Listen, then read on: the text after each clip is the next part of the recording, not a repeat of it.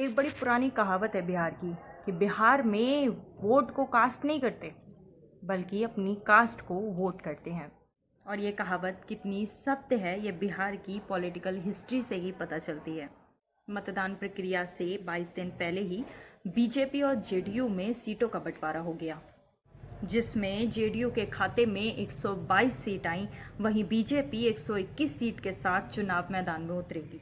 जहां बीजेपी ने अपने खाते से विकासशील इंसान पार्टी को 6 सीटें दी, वहीं जेडीयू ने अपने खाते से जीतनराम मांझी की हिंदुस्तान आवामी मोर्चा को 7 सीटें देने की बात कही। यानी जेडीयू 115 सीटों पर चुनाव लड़ेगी।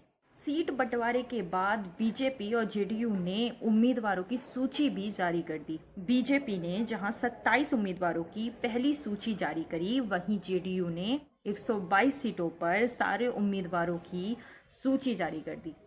इसके बाद एनडीए में पड़ी फूट भी सामने आई।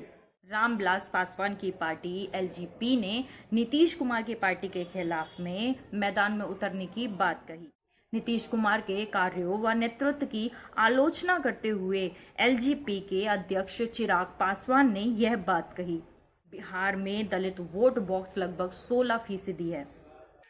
रामविलास पासवान की पार्टी एलजेपी ने 2015 के चुनाव में एनडीए के साथ लड़कर सिर्फ 2 सीटें कमाई थी, जिसके चलते एलजेपी के लिए इस बार एनडीए से अलग होकर चुनाव लड़ने की चुनौती दोहरी हो जाती है। वहीं एलजेपी ने बीजेपी के समर्थन की भी बात की। अतः जिन सीटों पर बीजेपी का उम्मीदवार होगा वहां एलजेपी का समर्थन बीजेपी के साथ होगा।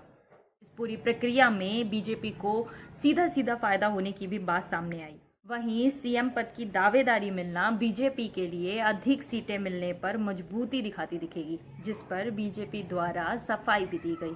बीजेपी ने कहा कि बीजेपी नीतीश कुमार के नेतृत्व में चुनाव लड़ रही है, अतः सीएम के उम्मीदवार नीतीश कुमार ही रहेंगे।